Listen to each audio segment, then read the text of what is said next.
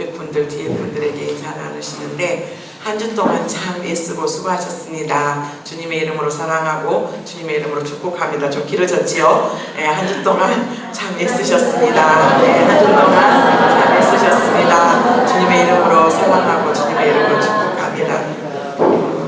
얼마나 수고하고 애쓰셨어요? 네, 벌써 11월 마지막 주가 됐습니다. 참 빠르지요? 정말 빠른 것 같습니다. 시간은 똑같이 지나가는데 우리 안에 느껴지는 물리적인 시간의 속도를 정말 작년보다는 올해가 한 두세 배 또 빠른 것 같아요.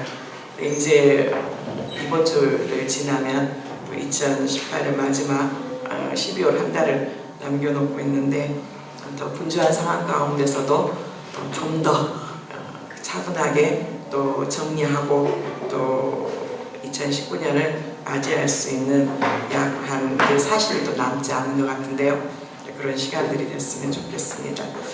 오늘 우리가 읽었던 본문 말씀은 이제 민수기 9장입니다.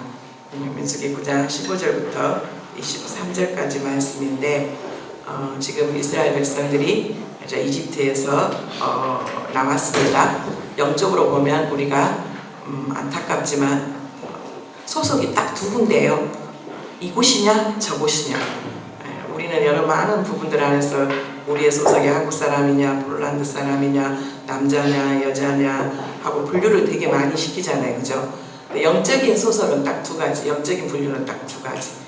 하나는 사단의 종로로 타면서 흑암의 권세 아래 내 마음대로 내가 원하는 대로 내 마음 다 내주고 내 마음 빼앗긴 대로 그렇게 살든지, 여기에 바로 흑암의 권세 아래 사단에 소속되어 있든지, 아니면 이제 예수 그리스도를 주인으로 모시고 정말 부활하신 주님을 또 나의 주인 나의 하나님으로 고백하면서 그 예수 그리스도 생명 안에서 또 나를 구원하시기 위해서 땅 오신 주님을 나의 주님으로 영접함으로 이제 하나님의 자녀의 권세, 이제는 하나님의 사랑의 아들의 나라, 양쪽 두 군데요. 두 군데밖에 없어요.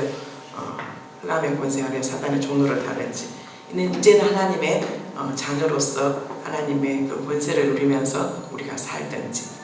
그러니까 이스라엘 백성들이 430년 동안 종살이했던 모습이 우리가 영적으로 하나님을 또 온전히 따르지 못하고 네가 주인 되었던 삶, 그렇게 살다가 이제 소속이 분명하게 바뀌어져야 돼요.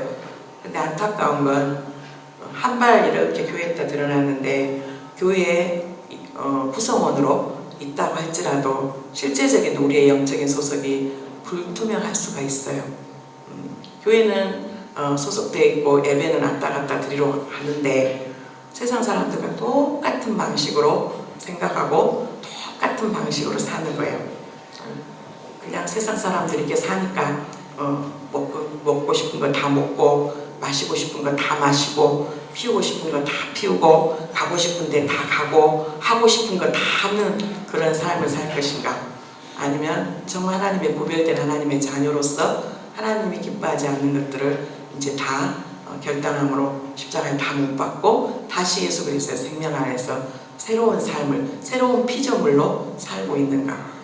가장 안타까운 건 이쪽도 저쪽도 아닌 어중간한 게 가장 안타까워요. 아예 세상 사람들은 자기들이 방법대로 자기들의 생각대로 살아요. 그런데 교회에는 소속되어 있다고 하고 교회의 구성원으로 있다고 하는데 여전한 세상의 가치관과 세상의 방식대로 살면 또 우리가 스스로 자처하는 그런 고난 가운데, 공고함 가운데, 그러한 또 삶 가운데 있을 수가 있어요.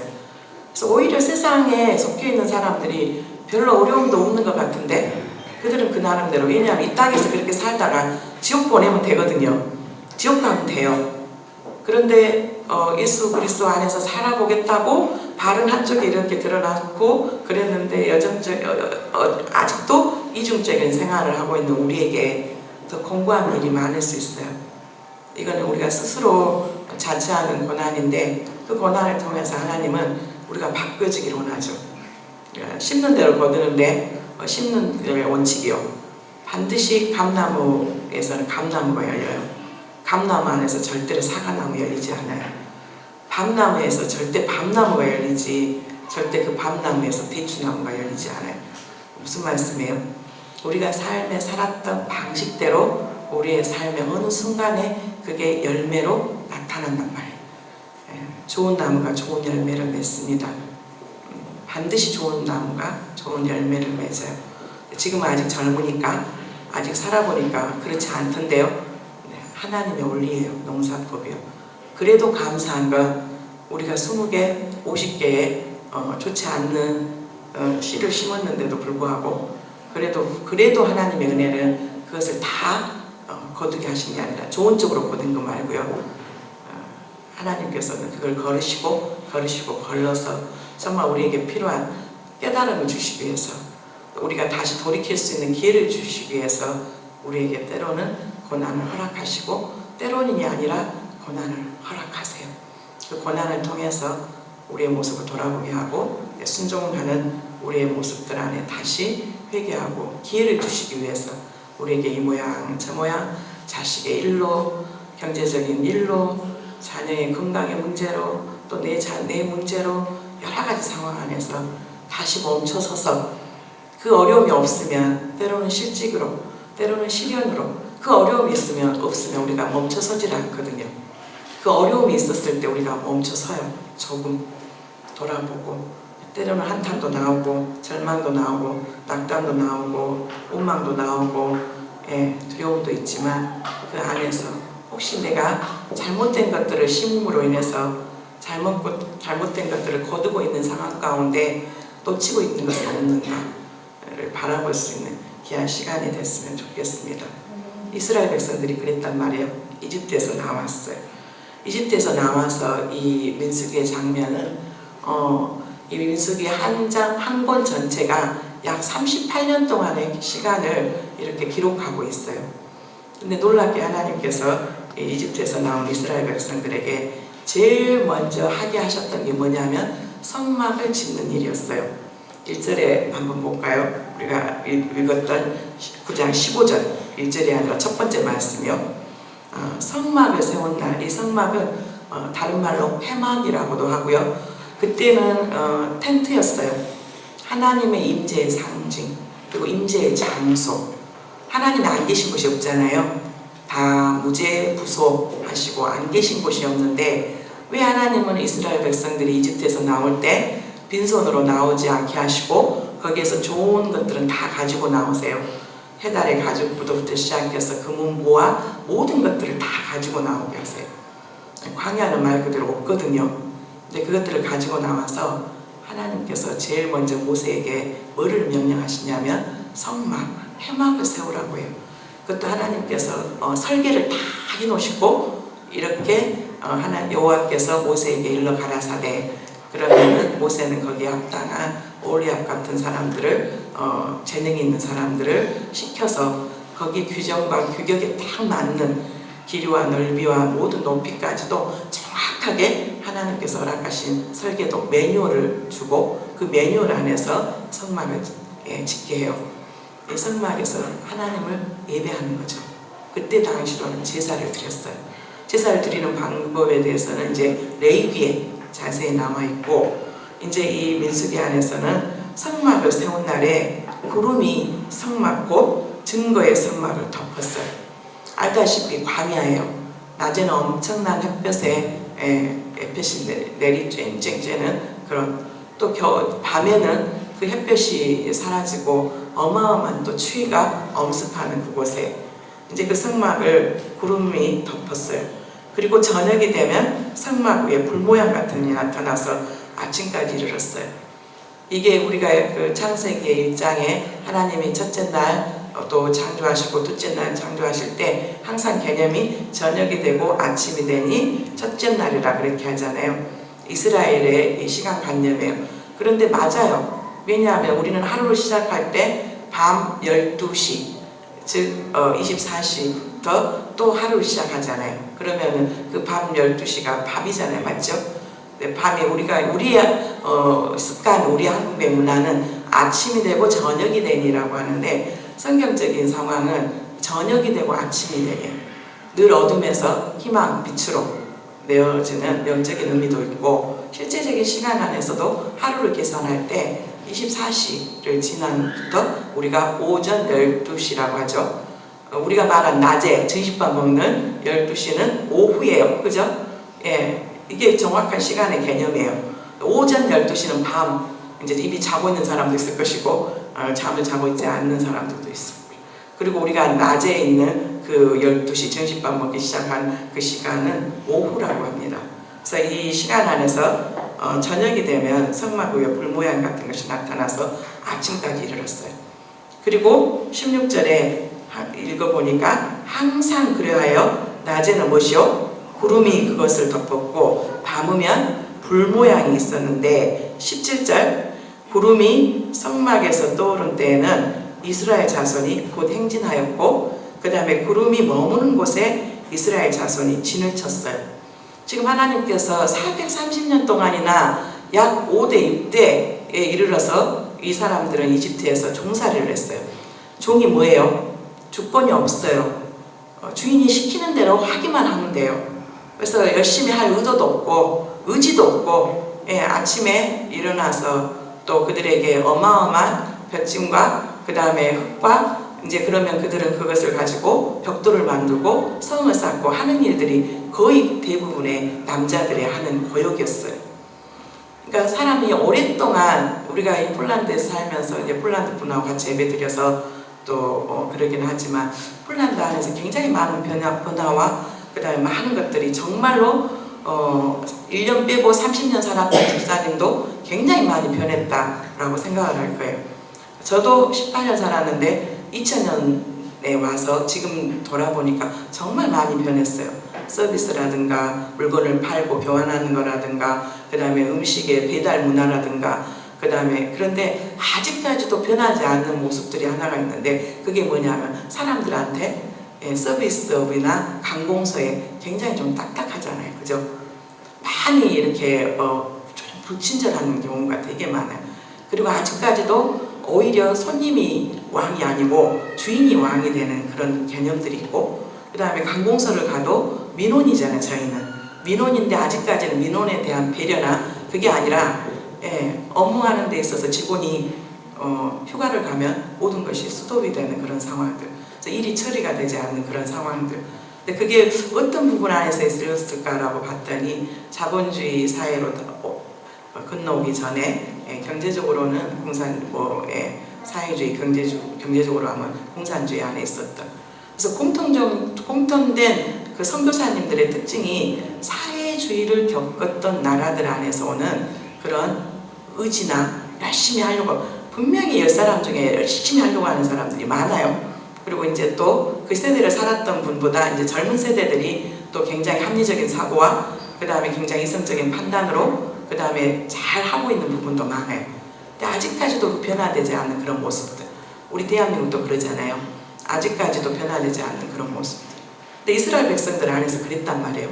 430년을 종으로 살았으니까 얼마나 그들 안에 매너리즘에 빠져있고 그들 안에서 뭔가를 주도적으로 하고자 하고 뭔가를 하려고 할 때 이게 쉽게 이 말과 행동이 따라주지 않는 거예요. 그래서 하나님께서 이 이스라엘 백성들을 이 광야에 보냈을 때 철저히 하게 하셨던 게 뭐냐면 훈련이었어요. 훈련. 이게 오늘 우리가 이 성경 말씀, 본문 말씀을 읽으면서 계속 반복되는 말이 여호와의 명령에 따라, 여호와의 명령에 따라. 우리가 성경을 쭉 읽다 보면 한 챕터가 있으면 그 챕터에서 가장 반복되는 단어나 반복되는 그런 부사나 반복되는 말이, 문장이 뭔가를 이렇게 살펴보면 하나님께서 뭘 말을 하고 싶고 하나님께서 원하시는 의도가 뭐라는 것을 알 수가 있는데, 지금 계속해서 하나님께서 이 이스라엘 백성들을 계속해서 훈련을 하는 거예요. 근데 그 훈련이 뭐냐면 바로 명령이에요. 이 명령은 어떻게 보면 군대 용어하고도 비슷하잖아요. 군대에서는 위에 상사가 무조건 명령하면 무조건 이유 여하 상관없이 무조건 yes 하면서 해야 되는 것이 군대예요. 남자분들은 군대 갔다 오신 분들은 알 거예요.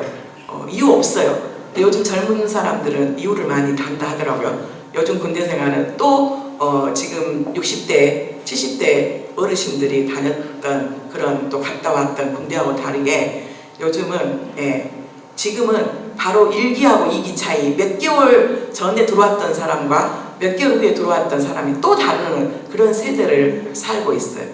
근데 하나님, 우리가 명령 그러면 어떤 생각이 먼저 드냐면 부정적인 생각이 먼저 들어요. 우리 안에, 제가 들어오고 난 다음에 우리 안에는 어쩔 수 없는 상하관계의 그런 구조가, 갑을관계의 그런 구조가 있어요.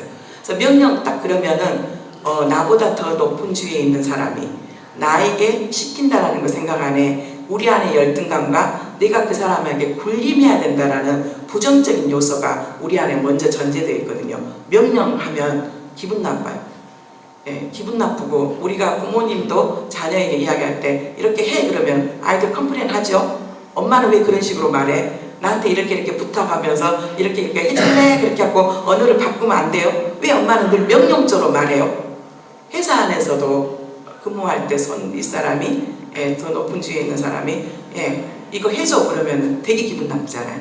이거 해 그럼 되게 기분이 나빠요. 자기가 조금 나보다 입사 동기라고, 나이는 내가 더 많은데 좀 더 빨리 들어왔다고, 아니면 아이고 내가 나보다 조금 직급이 높다고 나한테 하라고 하지 말라고.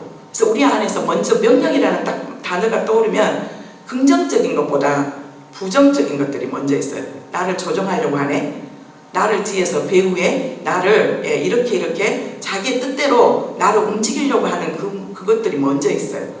그래서 우리가 하나님의 명령에 따라 그러면 우리의 인간의 그런 죄의 속성 때문에 하나님의 명령 그러면은 그것도 별로 듣고 싶지가 않아요. 근데 이 명령은 해줄래가 아니라 뭐예요? 해.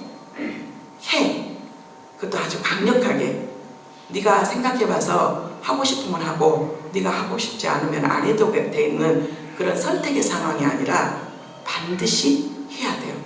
반드시 해야 되는데, 그게 바로 구름이 성막에 떠오를 때는 이스라엘 자손이 곧 행진하였고, 구름이 머무는 곳에 이스라엘 자손이 진을 쳤어요. 절대로 지금 자기 마음대로 가서 이제 오늘 여기서 우리가 이제 다 머무르고 이제 각각 1부대, 2부대, 3부대, 4부대 그래갖고 1대대, 2대대, 3대대로 다 나눠졌거든요. 이스라엘 백성들은 행진할 때 오합지졸로 간 게 아니라 장정만 60만 명이에요. 아이들, 어른들, 할머니, 할아버지, 그 다음에 아이들까지 하면 200만이 넘는 이 숫자가 움직여야 돼요. 그런데 이 움직이는 상황 가운데서 어떤 상황이 돼야 되냐면 하나님께서 모세에게 말씀하셨어요. 제1대대에 있을 사람, 제2대에 있을 사람, 제3대대에 있을 사람, 제4대, 제일 전방에서 해야 될 것은 유다를 중심으로 하는 하나님의 거기는 적들이 공격해 오면은 그것을 방어해야 될 책임이 있었어요. 희생을 해야 될 책임이 있었어요. 그래서 하나님께서 그때부터 유다 지파를 앞세우죠. 진영을 칠 때도 마찬가지예요. 동쪽, 서쪽, 북쪽, 남쪽. 가장 중요한 동쪽에 또 유다 지파를 중심으로 해서 진영을 치고 행진하고 그 다음에 또 머무르고 행진하고 머무르고 그런 상황들. 이게 쉬울 것 같은가요, 여러분? 쉬울 것 같아요? 절대 쉽지 않아요.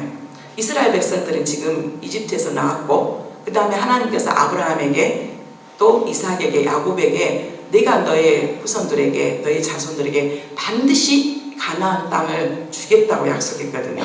그 땅이 너희들을 위한, 내가 너희를 기업으로 내가 너에게 선물로 주겠다고 말했고, 지금 이 민수기 9장, 이 9장의 배경은 아직까지 정탐꾼 12명 보내기 전이에요. 이 정탐꾼을 보내고 난 다음에 이스라엘 역사가 확 바뀌거든요. 40일 동안 정탐꾼을 보내고 난 다음에 그들의 10명의 보고와 딱 두 사람, 여호수아와 갈렙의 그 에브라임의 지파 여호수아와 유다 지파 갈렙 두 사람만이 보고가 달랐어요. 그 땅은 정말 하나님께서 우리에게 주신 땅이었다. 정말 거기에서 얻어진 소산물, 이걸 보니까 포도나무도 이렇게 탐스럽고 포도송이도 이렇게 먹음직하고 분명히 그 땅은 하나님께서 우리에게 주신 땅이라고 말했어요. 나머지 10지파의 대표들은 뭐라고 말해요? 거기에 가니까 우리보다 덩치도 크고 정말로 아낙 자손의 후손의 그런 거인 같은 모습, 그런 자손들이 있더라. 우리는 거기에 비하면 메뚜기야. 그리고 그 땅에 소산물들이 좋은 것은 알겠지만 우리는 그들에게 감당할 수가 없어. 여러 가지 상황 안에서 우리는. 그런데 그 10명의 정탐꾼들이 했던 말들을 나머지 이스라엘 백성들이 거기에 다 동조를 하게 되고 원망하게 되고 우리를 차라리 이집트에서 놔놓고 거기서 죽었으면 좋았을 텐데 왜 우리를 여기에 불러들여서 여기에서 죽게 하냐고 원망하고 또 돌려주려고 했던 여러 가지 상황 가운데 하나님이 너무 많이 분노하셨어요. 내가 너희를 그렇게도 내가 어떤 존재인 거 너희가 이집트에서 다 봤잖아. 10가지 표적과 이적과 그 모든 것들을 다 보여줬음에도 불구하고 너희는 그렇게도 나를 의지를 못하고 나를 그렇게도 신뢰하지 못하니. 그러면서 하나님께서 그들에게 용서는 하되 안타까운 건 1세대들은 다 그 땅에서 그 광야에서 죽어야 했어요. 그리고 그 1세대들이 죽어가는 그 모습들을 그의 자손들은 그의 자녀들은 그것을 지켜봐야 됐어요. 그리고 딱 두 사람 여호수아와 갈렙만이 믿음으로 바라봤던 그 여호수아와 갈렙만이 가나안 땅에 들어가고 40일의 정탐일을 보냈던 그 날짜가 일일이 하루가 되어서 몇 년이 돼요? 40년이 돼요. 40년. 그러니까 지금 이 민수기 9장은 어떤 내용이냐면 얼른 지금 가나안 땅 들어가고 싶어요. 지금 얼른 빨리 가나안 땅 들어가고 싶어. 거기가 가나안 땅이 우리가 지금도 걸어서 가면 육로로 가면 15일에서 16일 아무리 천천히 가도 20일이면 충분히 다들할 수 있는 그런 거리라고 말을 해요. 그런데 하나님께서 아니야 너희 멈춰. 그래서 구름으로 성막을 덮으면 가만히 있어야 되는 거예요.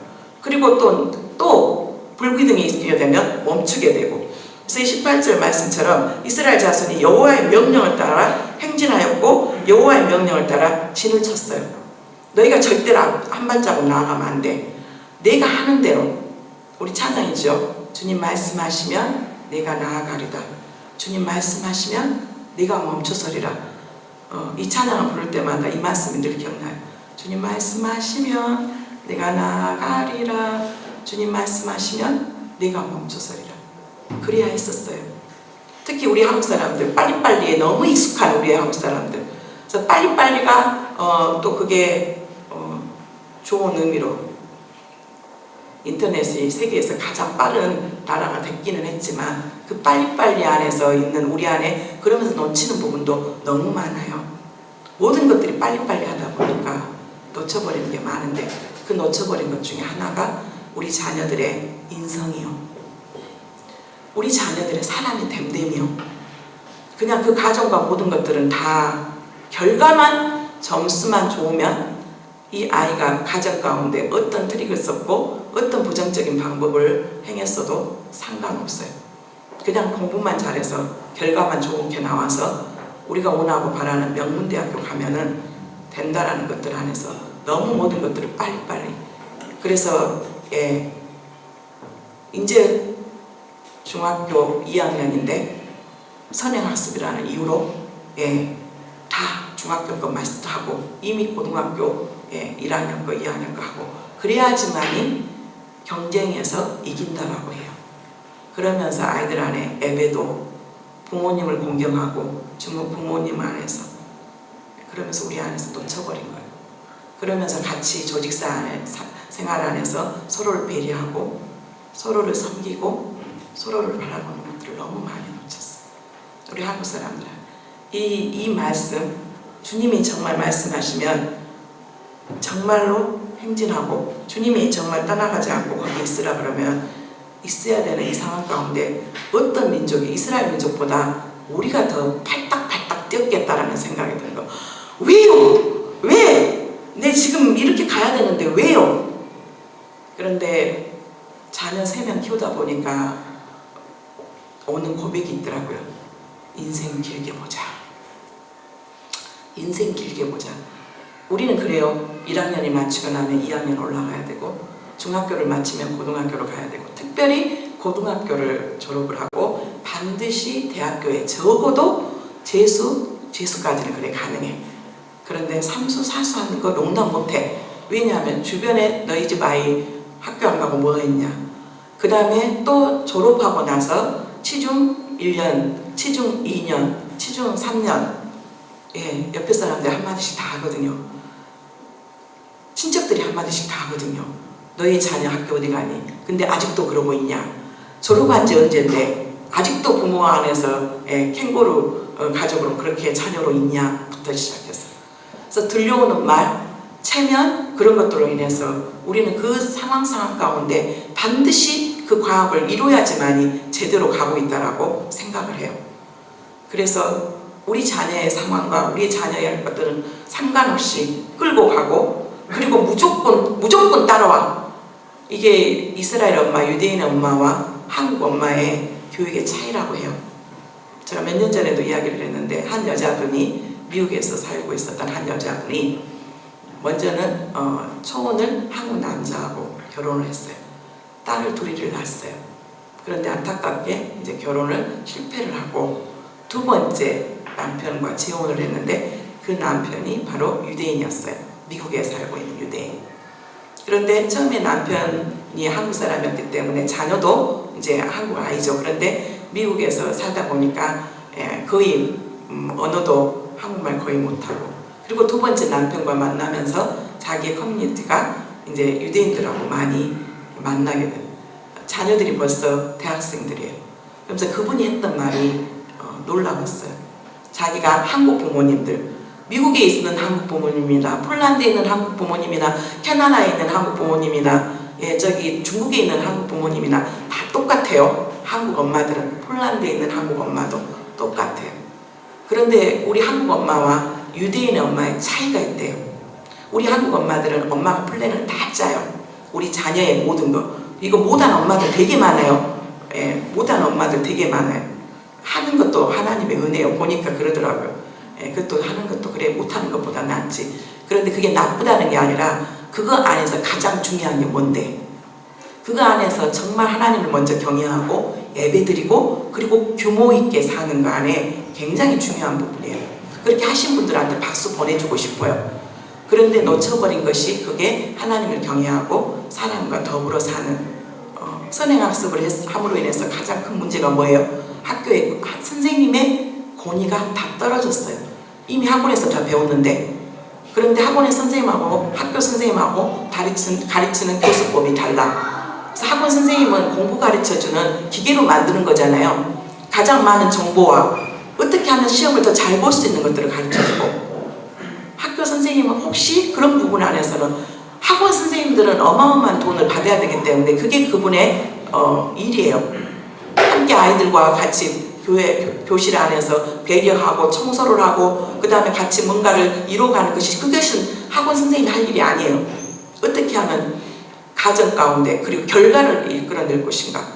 그러니까 당연히 아이들 안에서는 학원 선생님과 가르치는 교수법과 학교 선생님과의 비교가 되죠.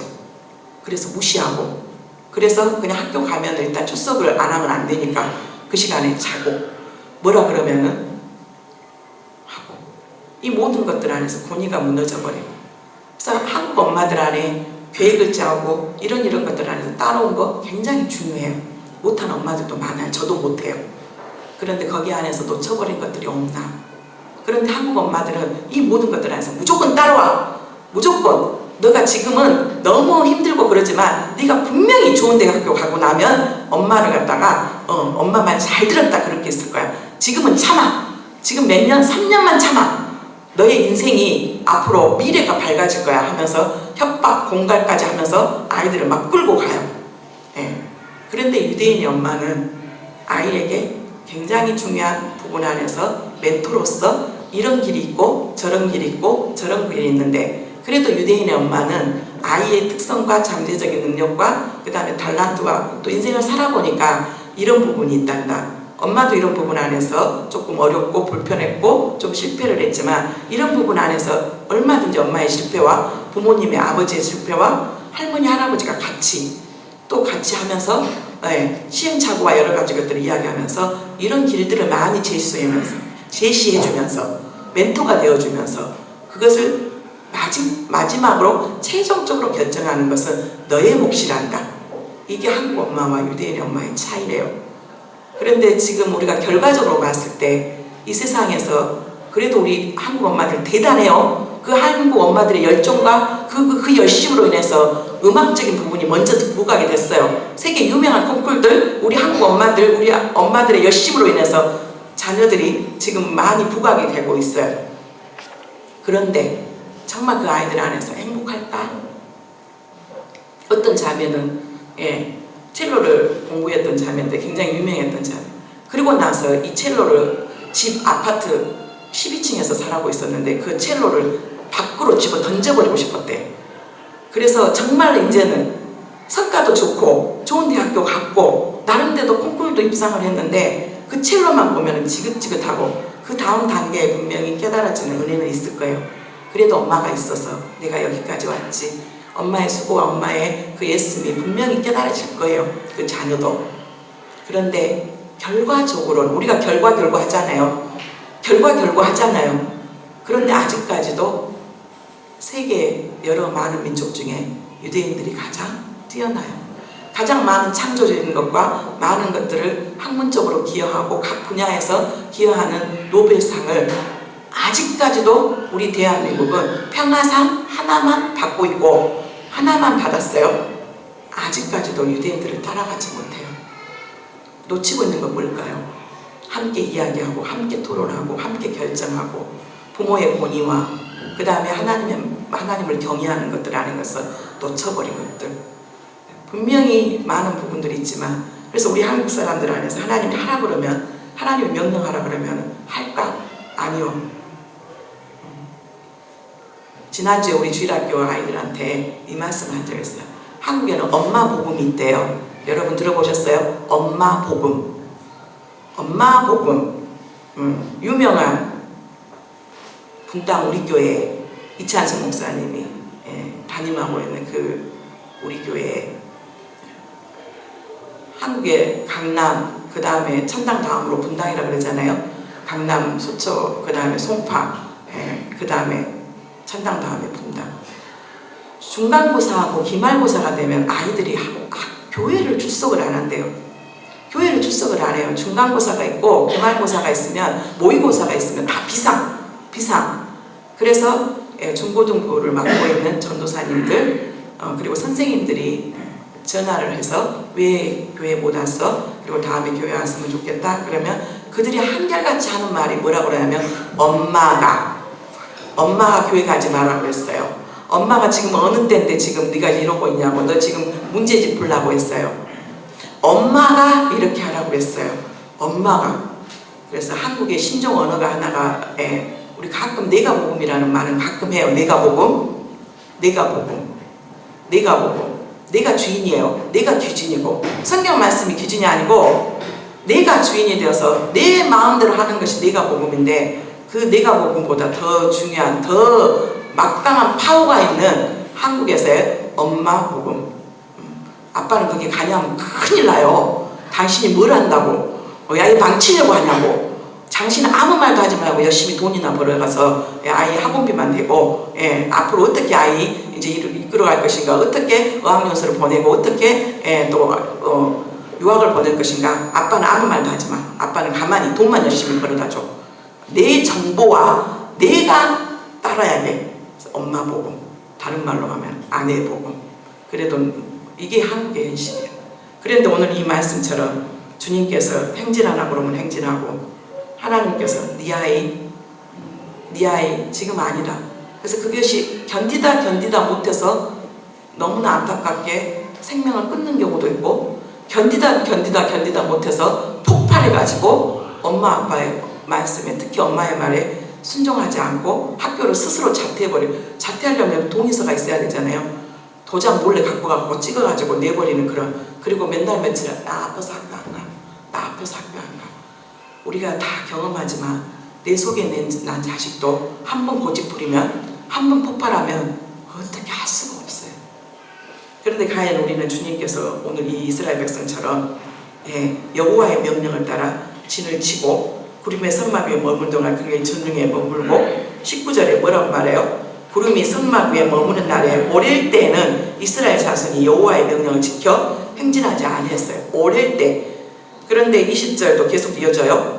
혹시 구름이 성막 위에 머무는 날이 적을 때는 그들이 다만 여호와의 명령을 따라 진영에 머물고 여호와의 명령을 따라 행진했어요.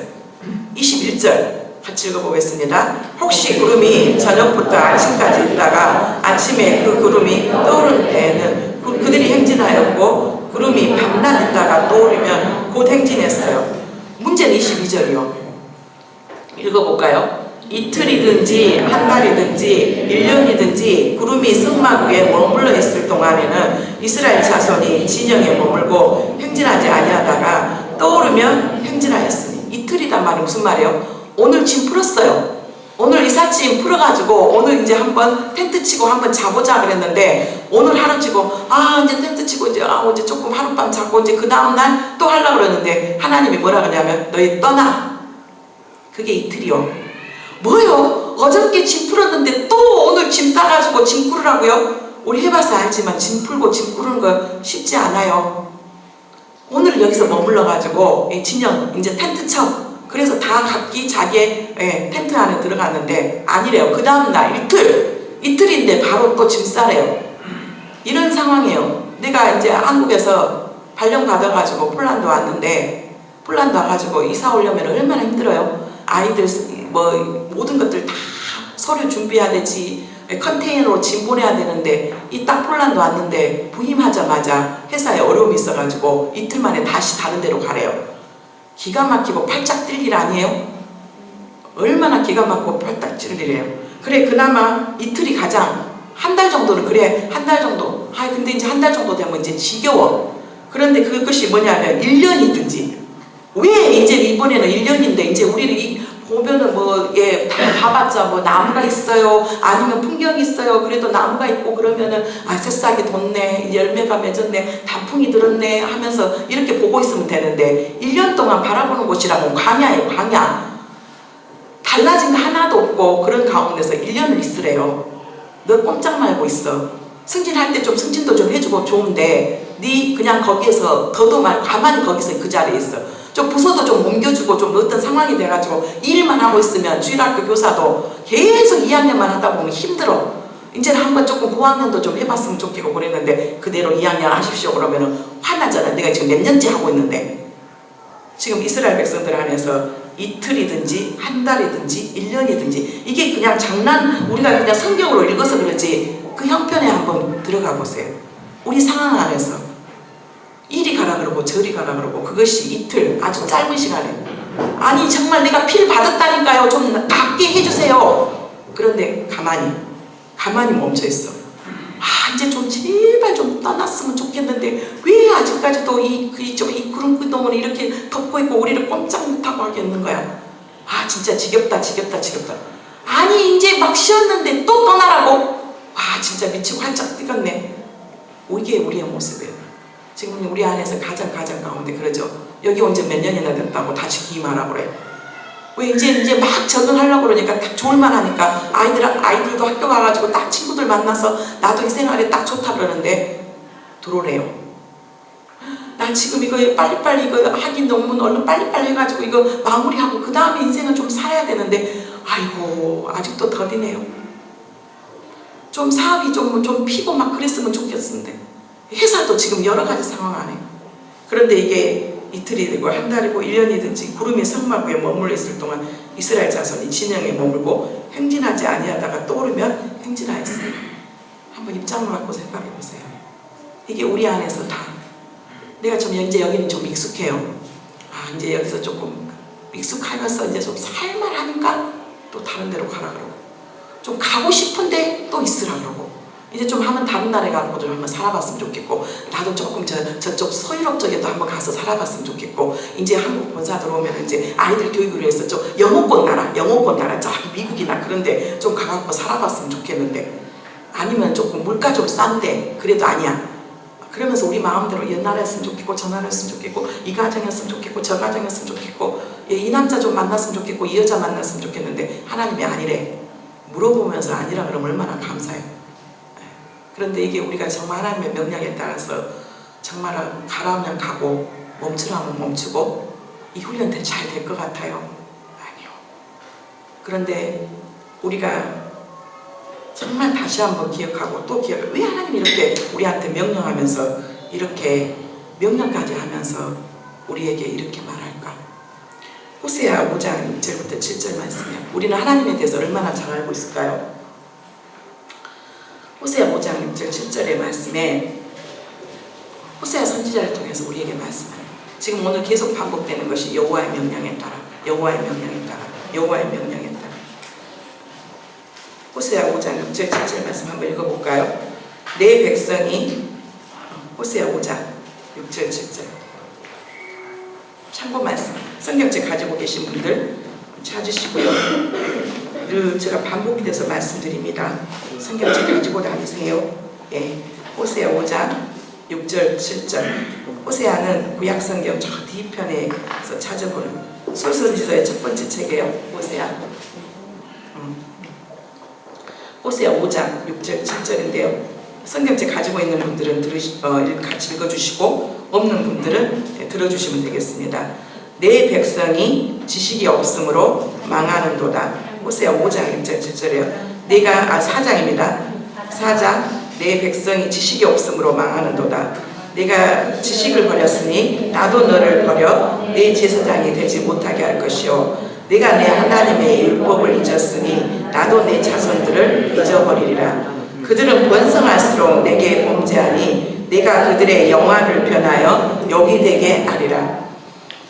호세아 4장 6절에 뭐라고 말씀하냐면 내 백성이 지식이 없어요. 어떤 지식이요? 하나님에 대한 지식이요. 하나님이 지금 우리가 읽었던 말씀 안에 계속 반복되는 단어가 문장이 뭐라고요? 여호와의 명령을 따라.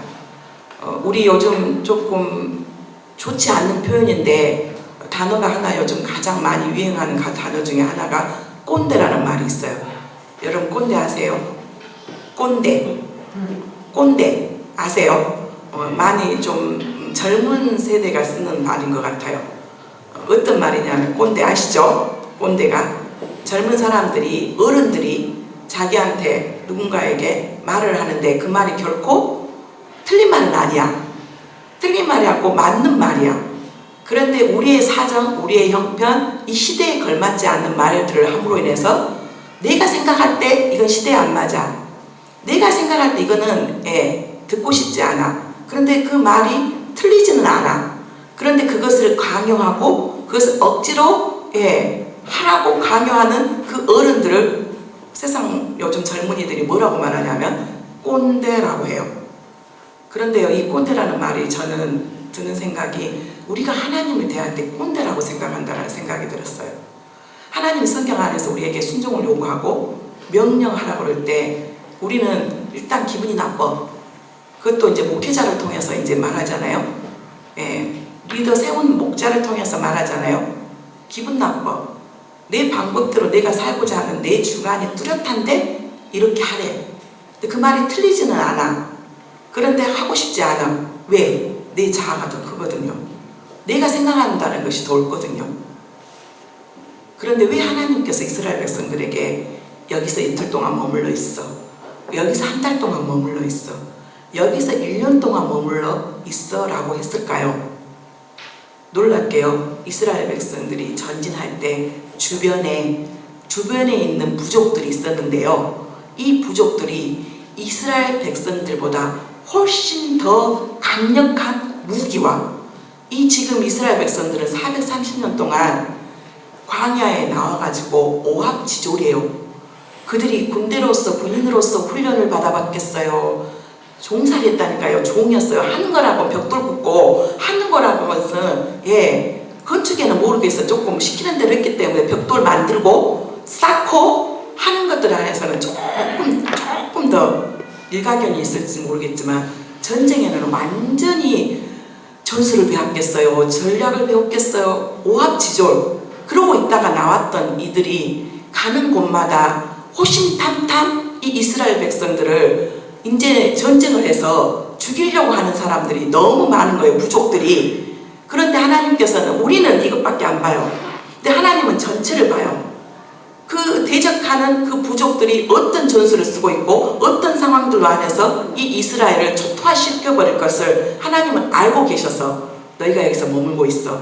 지금 이 적군들은 지금 상황 가운데 너희들을 안전히 멸절시켜버리려고 이들은 이렇게 하고 있으니까 여기가 안전한 곳이야.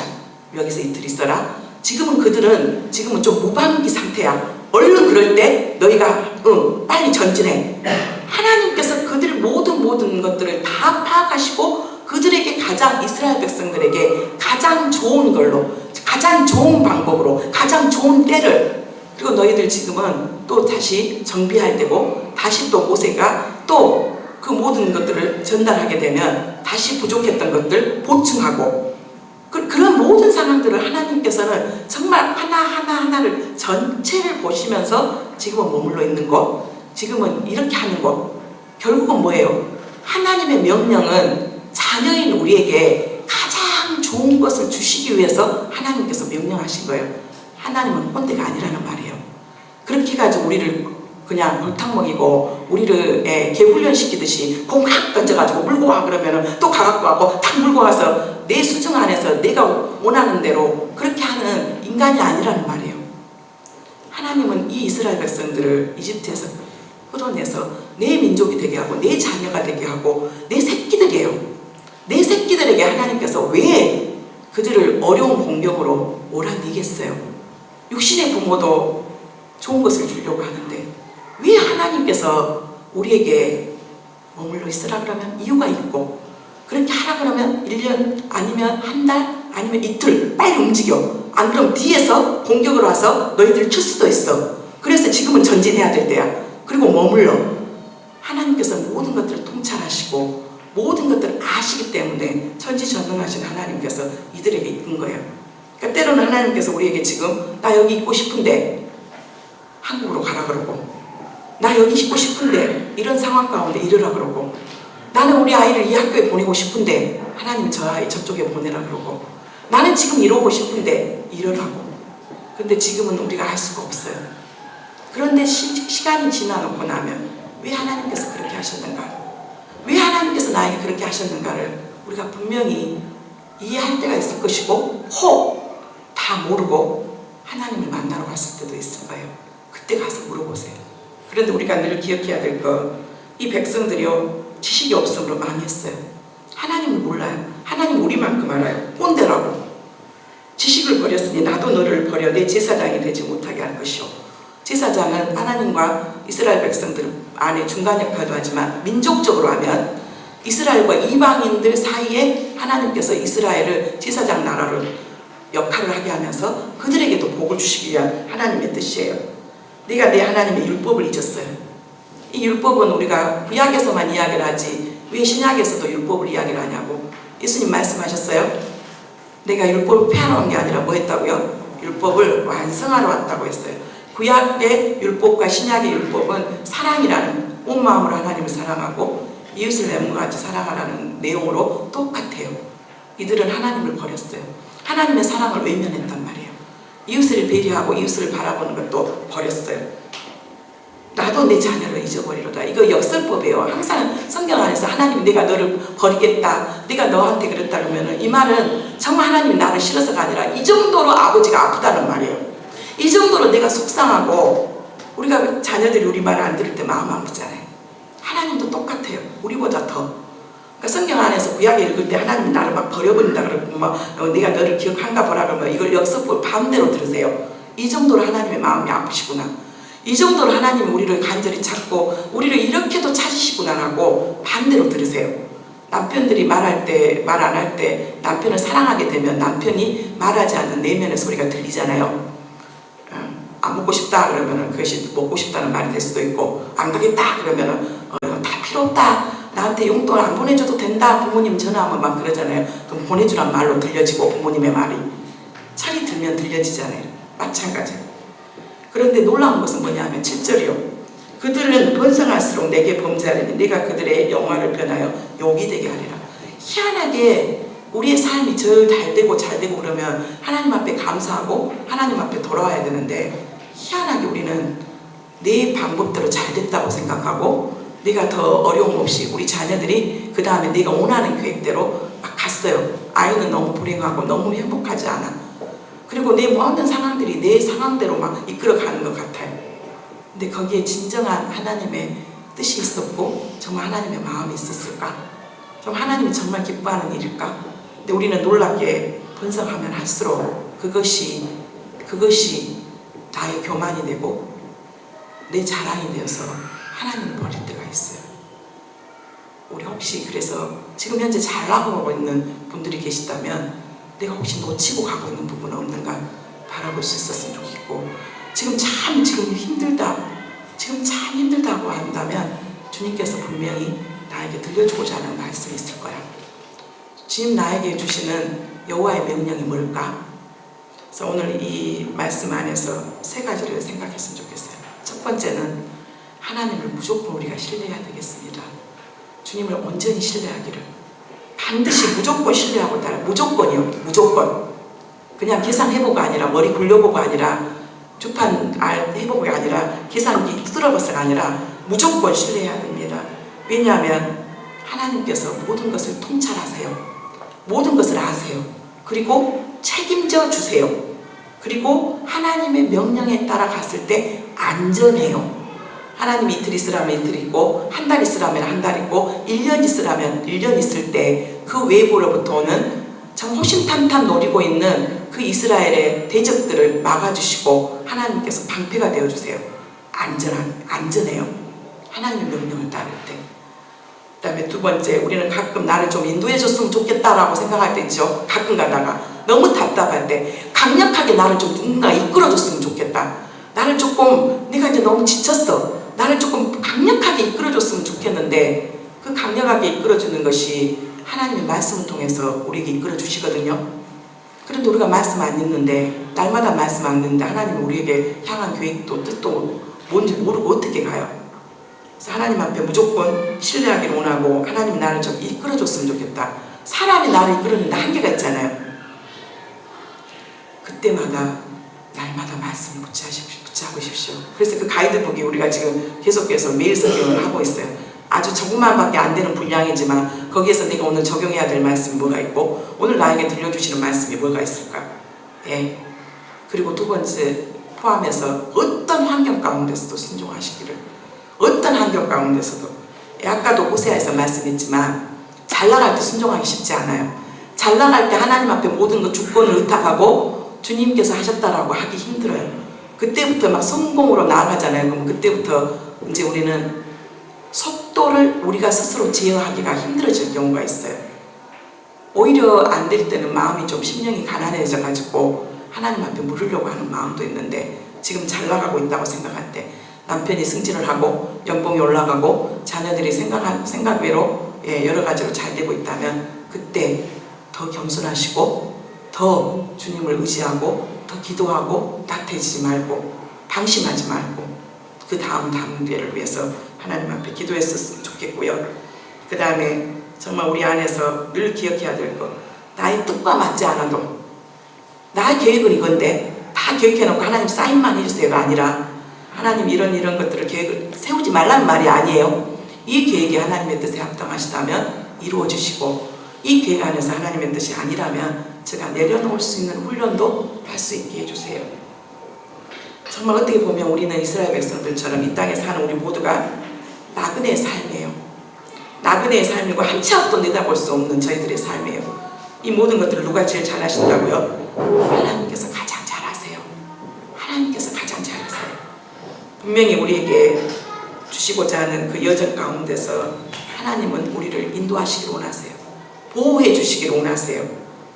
그럴 때 우리가 다 예비해 놓으셨는데 나의 고집과 내가 여전히 내 방법이 옳다라고 생각하는 나의 교만과 이것들로 인해서 주님을 바라보지 못하는, 그래서 주님의 여호와의 명령이 정말 나를 안전한 길로 보호하기 위한 하나님의 계획임을 우리가 알고 나아갔으면 좋겠어요.